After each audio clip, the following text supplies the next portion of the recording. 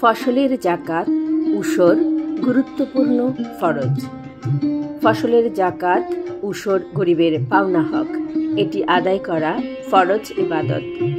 উশর ফসল তোলার সঙ্গে সঙ্গে তাৎক্ষণিক আদায় করতে হয়। বছর অতিক্রান্ত হওয়া শর্ত নয়। পবিত্র কোরআনে বলা হয়েছে, তিনি আল্লাহ এমন যে যিনি সৃজন করেছেন বাগান সুউচ্চ মাচানে লতানো ও অনুচ্চ মাচানবিহীন এবং খেজুর গাছ ও ক্ষেত, তার স্বাদ ভিন্ন ভিন্ন, আর জলপাই ও ডালিম সাদৃশ্য ও বৈসাদৃশ্য। তোমরা খাও তার ফল যখন ফল পরিপক্ক হয়, আর তার হক অর্থাৎ উশর প্রদান করো তা উত্তোলনের দিনে। আর উশর প্রদান না করে সীমা লঙ্ঘন করো না, নিশ্চয়ই আল্লাহ সীমা লঙ্ঘনকারীদের পছন্দ করেন না।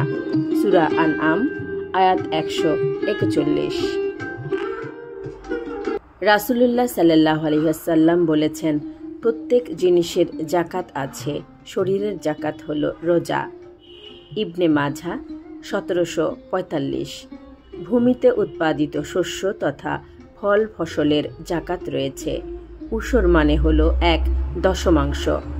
প্রাকৃতিক পানি দ্বারা উৎপাদিত শস্যের জাকাতের পরিমাণ হলো উশর অর্থাৎ 10%।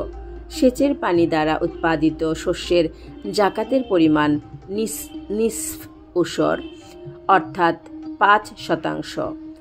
কোনো ভূমি যদি একই সঙ্গে প্রাকৃতিক ও কৃত্রিম উভয় পানি দ্বারা চাষ করা হয়, তাহলে সেক্ষেত্রে ফসলের জাকাত উশর ও নিসফ উশর এর মাঝামাঝি হিসেবে 7.5% দিতে হবে, অথবা 10% ও 5%-এর মধ্যবর্তী যে কোনো পরিমাণ আদায় করলে হবে। সার ও কীটনাশক ব্যবহারের ক্ষেত্রেও অনুরূপ বিধান প্রযোজ্য। রাসূলুল্লাহ সাল্লাল্লাহু আলাইহি ওয়াসাল্লাম বলেন, বৃষ্টির পানি প্রবাহিত ঝর্ণার নদীর পানি ও মাটির স্বাভাবিক আর্দ্রতা দ্বারা যে ফল উৎপাদিত হয়, তার 10/1 অর্থাৎ 10% এবং সেচের মাধ্যমে যে ফসল উৎপাদন করা হয় তার 20/1 5% জাকাত প্রদান করতে হবে। বুখারী, তিরমিজি।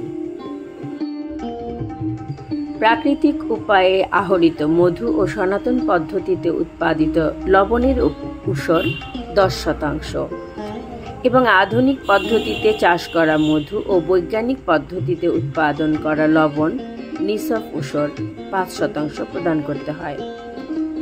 সংরক্ষণযোগ্য ফল ফসল নিসাব পরিমাণ 20 মণ বা এর বেশি হলে তবেই উশর সরকার আদায় করবে। এর কম হলে বা সংরক্ষণযোগ্য না হলে মালিক নিজেই প্রদান করবেন। যেসব উৎপাদনের উশর প্রদান করতে হয়: 1. ফল ফলারি, খেজুর, আঙ্গুর, কিশমিশ, নারকেল, সুপারি, কলা, পেঁপে, আম, জাম, কাঁঠাল, পেয়ারা, আমড়া, আমলকি, তেঁতুল, তরমুজ, বাঙ্গি ইত্যাদি ফল ফলারি। এবং শাকসবজি, লাউ, কুমড়া, ঝিঙে, করলা, বেগুন, শসা, ক্ষীরা, পুঁইশাক, শিম, বরবটি, আলু, কচু ইত্যাদি। এবং 3. মশলা প্রসাধন: পেঁয়াজ, রসুন, আদা, হলুদ, মরিচ, ধনে, জাফরান, মেহেদি, জৈতুন, জিরা, সরষে, রাই, সয়াবিন ইত্যাদি। এবং 4. খাদ্যশস্য: ধান, গম, যব, ভুট্টা, ডাল, মসুর, ছোলা, কলাই, চীনাবাদাম, কাঠবাদাম, পেস্তা বাদাম, আখরোট ইত্যাদি। এবং 5. ফসল: শন, পাট, তুলা, রেশম, আখ, মধু, লবণ ইত্যাদি। রাসূলুল্লাহ সাল্লাল্লাহু আলাইহি ওয়াসাল্লামের যুগে সব মুসলিম নাগরিকের জমি উশরি ছিল।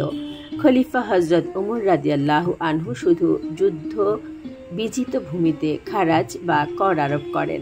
এতে মুসলিম ফকিররা একমত হয়েছেন, মুসলিম মালিকানাধীন কোনো ভূমিতে খারাজ বা ভূমিকর আরোপ করা যাবে না। শুধু বিজিত দেশের অমুসলিম নাগরিকদের ভূমিতে খারাজ আরোপ করা হবে। ইমাম আবু ইউসুফ রাদিয়াল্লাহু আনহু বলেছেন, যেসব ভূমির মালিকগণ স্বেচ্ছায় ইসলাম গ্রহণ করেছেন সেসব ভূমি উসরি আল মাসবুদ। মুসলিম বিজয়ের সময় মালিকহীন পরিত্যক্ত বা পতিত ভূমি যা পরবর্তীকালে মুসলিমগণ মালিকানা লাভ করেন বা ব্যবহার করেন সেসব ভূমিও উসরি হিসেবে গণ্য। মুসলিম শাসক কর্তৃক মুসলিম নাগরিককে চাষাবাদের জন্য প্রদত্ত ভূমি এবং মুসলিম কর্তৃক আবাদকৃত সব ভূমিতে উসর প্রযোজ্য।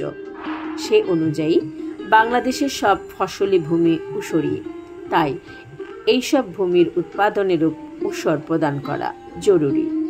উসর সেসব খাতে ব্যয় করা যায়, জাকাত যেসব খাতে ব্যয় করা যায়। প্রিয় শ্রোতা, ফসলের জাকাত সম্পর্কিত অত্যন্ত গুরুত্বপূর্ণ এই লেখাটি লিখেছেন মুফতি মাওলানা সাইদ মোহাম্মদ উসমান গনি, যুগ্ম মহাসচিব, বাংলাদেশ জাতীয় ইমাম সমিতি, সহকারী অধ্যাপক, আহসানিয়া ইনস্টিটিউট অব সুফিজম।